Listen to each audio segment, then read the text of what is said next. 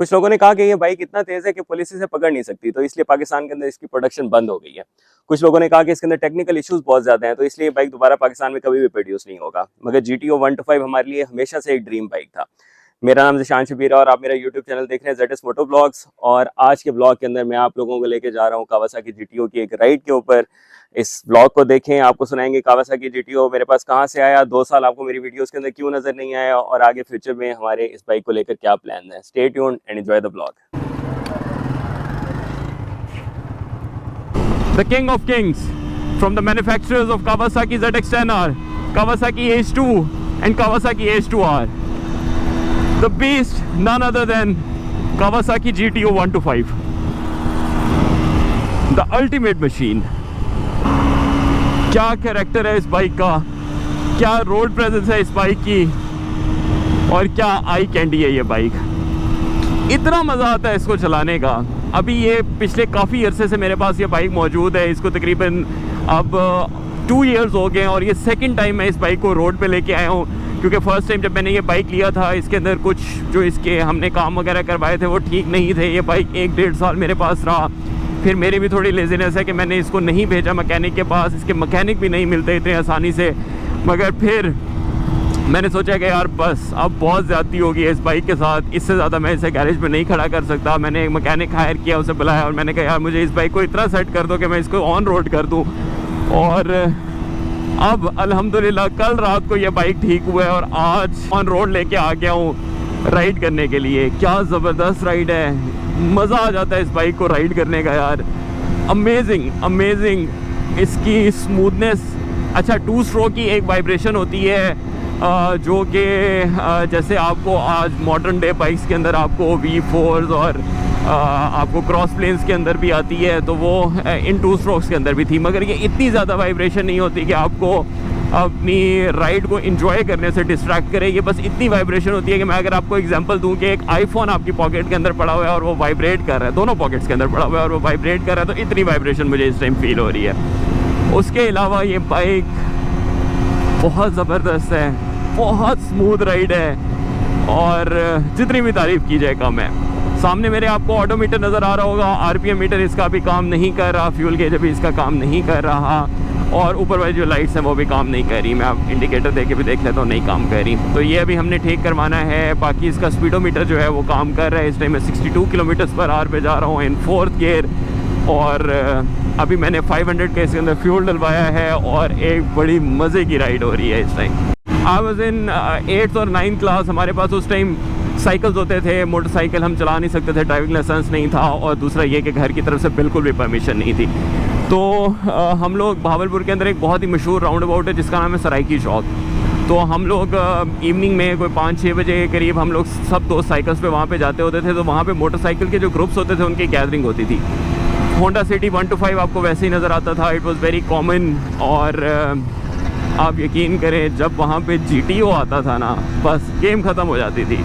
हम लोग मतलब इतना फैसिनेटिंग बाइक जिसकी कोई हद नहीं। मतलब हम लोग देखते थे ना इसे तो हम कहते थे कि यार ये क्या चीज़ है, ये क्या एलियन किस्म का बाइक है, और ये कौन बंदा होगा जो इसको चला रहा होगा। अमेजिंग। और फिर ऊपर से इसका ये 2 स्ट्रोक का साउंड उस टाइम में पता नहीं होता था 2 स्ट्रोक 4 स्ट्रोक क्या है, ये हमारे लिए बड़ा फैसिनेटिंग होता था। फिर उसके बाद इसका फ्रंट डिस्क ब्रेक, जब हम फ्रंट डिस्क ब्रेक देखते थे हम कहते थे यार ये तो ब्रेक गलती से भी किसी की फिंगर भी टच हो जाती होगी, वो तो उल्टा होके गिर जाता होगा। ये तो डिस्क ब्रेक्स तो इतनी पावरफुल होती हैं, जो हमारे उस टाइम पे कॉन्सेप्ट थे। मगर हमारे माइंड के अंदर ना हमेशा ये था कि यार हमने लाइफ में कभी ना कभी GTO 125 ज़रूर लेना है। मतलब ये एक ड्रीम बाइक होता था हमारा GTO 125। तो फिर उसके बाद ये हुआ कि हम लोग बोर्डिंग स्कूल में चले गए FSC के अंदर। फिर उसके बाद MBBS शुरू हो गया, तो कभी ध्यान ही नहीं गया इन बाइक्स की तरफ। मगर एक ड्रीम था, एक सोच थी कि कभी ना कभी अगर जो हमारे एंटीक बाइक्स कह लें इनको, या ये जो हमारे ज़बरदस्त किस्म के पुराने बाइक्स हैं, इनके अंदर से अगर कोई बाइक लिया तो GTO 125 लाजमी लेना है। एक GTO 125 और एक 98 मॉडल होंडा CT 125। क्योंकि हमें याद है कि 2006-7 के अंदर 5-6 के अंदर जब हम ये वाले बाइक्स देखते होते थे तो हमें ये पता था कि उस टाइम जितनी भी ये इलीगल रेसेस वगैरह होती थी ना, उसके अंदर पता नहीं क्यों 98 125 हमेशा जीत जाता था विदाउट एनी मॉडिफिकेशन। क्योंकि वो एक कॉन्सेप्ट था कि पता नहीं उसके बोर्स जो हैं वो बड़े हैं, या पता नहीं क्या क्या रीज़न थी कि 98 125 ना आज तक हमारे जहन के अंदर बैठा हुआ है। 98 होंडा सिटी 125 की मैं बात कर रहा हूँ, 98 मॉडल की, कि वो हमारे पास लाजमी होना चाहिए। तो वो भी इंशाल्लाह मुझे कभी कोई अच्छी कंडीशन के अंदर मिला तो मैं ज़रूर लूँगा वो बाइक। तो ये दो बाइक थे जो हमेशा हमारे माइंड के अंदर थे। तो फिर मुझे जब ये बाइक नज़र आया या मिला तो मैंने कहा यार ये चीज़ है ना लेने वाली भाई, ये चीज़ है। तो फिर इसको लिया, इसको बनवाया और अल्हम्दुलिल्लाह now we are back on road. मगर स्टोरी अभी ख़त्म नहीं होती। मैंने इस बाइक को अभी और ठीक करना है क्योंकि ये अपनी पीक परफॉर्मेंस अभी भी नहीं दे रहा। मुझे पता है दिस इज़ अ 125 सीसी, ये अभी तक इस टाइम के जो मॉडर्न डे बाइक्स है ना उनके साथ भी ये कम्पीट कर सकता है और उनको टफ टाइम दे सकता है। इसका इंजन बहुत ज़बरदस्त है, बेशक 2 स्ट्रोक इंजन है मगर बहुत ज़बरदस्त इंजन है। और बाइक तो फिर GTO ही है। अगर आप में से कोई GTO ऑनर्स हैं जो ये वीडियो देख रहे हैं, क्योंकि मुझे इन बाइक्स के बारे में इतनी इन्फो नहीं है और ना ही मैं कोई इतने पाकिस्तान के अंदर मैकेनिक्स को जानता हूँ, तो अगर आपके माइंड के अंदर कोई ऐसा मैकेनिक है, बेशक वो लाहौर में हो, कराची में हो, किसी भी जगह हो, तो मैं इस बाइक को ज़रूर वहाँ पे लेके जाऊँगा। लाहौर हो तो मेरे लिए ज़्यादा इजी है। कराची के अंदर वैसे मुझे विकी वाली भाई ने भी अपना GTO 125 दिखाया था और उन्होंने मुझे बताया था कि ये सब ओरिजिनल पार्ट्स में बना हुआ है और बहुत ही ज़बरदस्त बाइक है और बाकी उनका बाइक बहुत अच्छा था। तो अगर मुझे लाहौर में ना मिला तो फिर कराची में एक मेरे पास विकी भाई भी ऑप्शन है। लाहौर मेरे लिए ज़्यादा इजी है क्योंकि चक्कर लगता रहता है। तो अगर लाहौर में कोई मैकेनिक हो तो मुझे ज़रूर बताएं ताकि मैं इस बाइक का काम करूँ और इसको इसके फुल पोटेंशियल पे लेके आऊँ और मैं लोगों को अपनी वीडियोस के अंदर दिखा सकूं कि यार ये क्या चीज़ है, ये बाइक, ये क्या चीज़ कावासाकी ने बना दी थी और इसको मैं कितना एंजॉय कर रहा हूँ। और अगर किसी के पास भी हो तो वो इसको कितना एंजॉय कर सकता है। अभी ये पीक अपने पीक पे नहीं है, अपनी पीक परफॉर्मेंस पे नहीं है और मैं इसे एंजॉय कर रहा हूँ। तो सोचें जब ये अपनी पीक परफॉर्मेंस पे होगा तो ये क्या चीज़ होगी। ब्यूटीफुल ब्यूटीफुल मशीन, क्या बात है इसकी। अभी राउंड अबाउट में 4th गियर 60 किलोमीटर्स कर रहा हूँ क्योंकि मैं चाह रहा हूँ कि इसकी थोड़ी सी मैं रनिंग भी कंप्लीट कर लूँ, आप लोगों के साथ गपशप भी लगा लूँ, आपको थोड़ा सा इस बाइक के बारे में बता दूँ। तो इंशाल्लाह जब ये हम इसे पूरा बिल्ड कर लेंगे तो हम इसको सिटी राइड्स के लिए भी लेके जाएंगे और भी डिफरेंट सिटीज़ के अंदर इसको लेके जाएंगे। जहाँ हमारे स्पोर्ट्स बाइक जाते हैं वहाँ ये भी हमारी वैन में जा सकता है साथ ही उनके, तो इसको भी लेके जाएंगे। तो होपफुली आप लोगों को आने वाले दिनों में ज़बरदस्त किस्म की वीडियोस देखने को मिलेंगी। अपने घर से कोई तकरीबन 60-70 किलोमीटर्स करके आ चुका हूँ और मुझे पता ही नहीं चला। मैं इस बाइक को बस इसका वो जो एक एसेंस है, जो इसका कावासाकी GTO का एक DNA है, मैं उसको एंजॉय करता हुआ हाईवे के ऊपर जा रहा हूँ और इतना मज़ा आ रहा है कि अभी सोच है।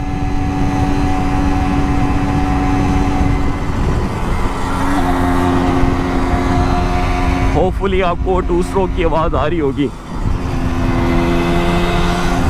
ब्यूटीफुल। एक मैं सोच रहा हूँ इसके फ्रंट के ऊपर अगर वो लग जाए ना, हाँ, फुट रेस्ट ऐसे करके भाई जा रहा हूँ मज़े से एंजॉय करता हुआ।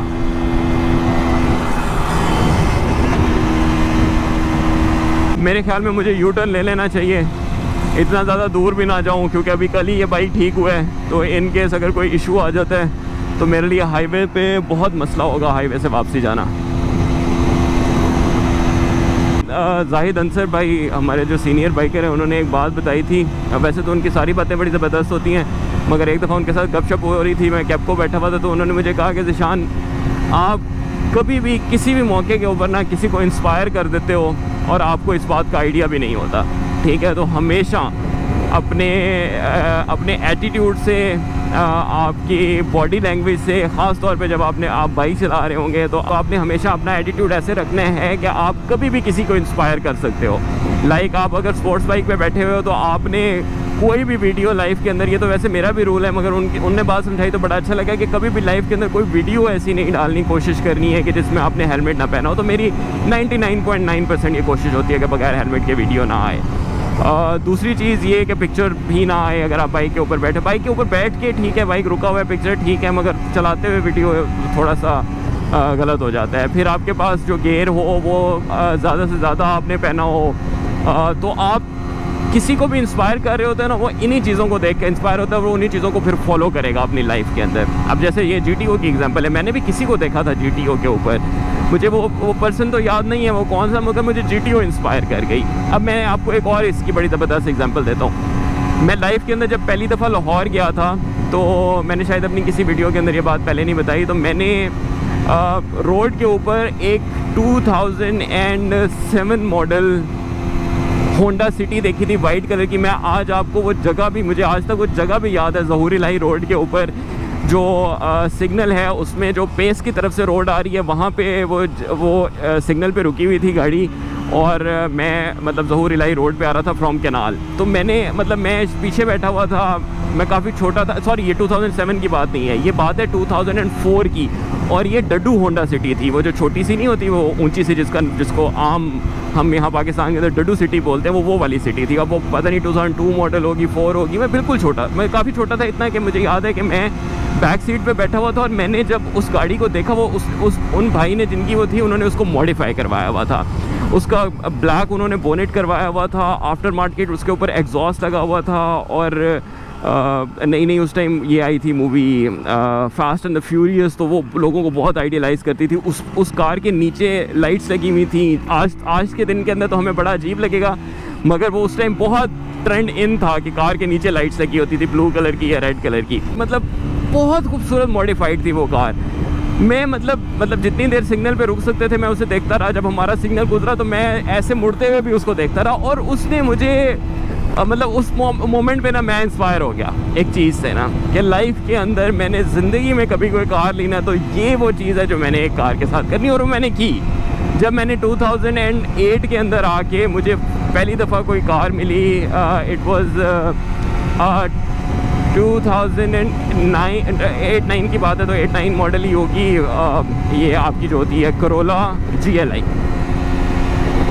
मैं जब लाहौर गया तो मैंने सबसे पहला काम ये किया कि उस टाइम मैं मैक्स स्पोर्ट्स जो है, मैक्स पावर स्पोर्ट्स जो है, वहाँ पे मैं गया, जो उनकी उस टाइम आउटलेट होता था मेन बुलेवार्ड के ऊपर। तो मैं वो भाई के ऑफिस के अंदर गया, मैंने उनको कहा कि यार मैंने ना इसको, मेरी ये गाड़ी नीचे ठहरी हुई है, मैंने इसको मॉडिफाई करवाना है, तो आप बताएं मैं इसमें क्या क्या कर सकता हूँ। तो उन्होंने मुझे बताया कि आप ये, उन्होंने मुझे डिज़ाइन दिखाए पिक्चर्स के अंदर कि फ्रंट बम्पर ऐसा हो जाएगा, बैक ऐसा, बोनेट ऐसा, स्पॉयलर आप ये लगा लें, एग्जॉस्ट आप ये लगा लें। तो मुझे आज भी याद है मैंने 18,000 रुपीज़ के अंदर अपनी वो गाड़ी पूरी मॉडिफाई करवा ली थी। 18 था, ये 28 होगा, ऐसा ही कोई फिगर था। उसके अंदर वो मेरा फ्रंट और बैक बम्पर भी मॉडिफाई हो गया था, हुड को मैंने कुछ नहीं किया था, सिर्फ उसके ऊपर ब्लैक पेपर लगवाया था और एग्जॉस्ट लगवाया था और एक spoiler, and I was so happy. मतलब मुझे ये लगता था कि मैं दुनिया की सबसे खूबसूरत और दुनिया की सबसे फास्टेस्ट कार के अंदर बैठा हूँ, हालांकि वो एक GLI थी और उसके अंदर कोई मॉडिफिकेशन नहीं थी सिवाय एग्जॉस्ट के। मगर ये छोटे छोटे मोमेंट्स होते हैं जो आपको इंस्पायर कर जाते हैं। तो ये बताने का मकसद ये था कि ऐसे ही मुझे GTO ने इंस्पायर किया, ठीक है। और आज अल्हम्दुलिल्लाह मैं GTO को ऑन भी करता हूँ और मैं उसे चला भी रहा हूँ, क्योंकि GTO को ढूंढना बहुत ज़्यादा मुश्किल है। अभी भी अगर मैं इसको फॉर सेल लगाऊँ तो मुझे लगता है कि शायद विदिन आवर्स ये सेल हो जाएगा ऐड लगाने के। तो मेरा मकसद ये है कि मैं इसको मज़ीद बेहतर करूँ, मज़ीद अच्छा करूँ। अभी भी ये बहुत अच्छा है, मगर मज़ीद अच्छा करूँ और आप लोगों को आने वाले ब्लॉग्स के अंदर इसको दिखाता रहूँ।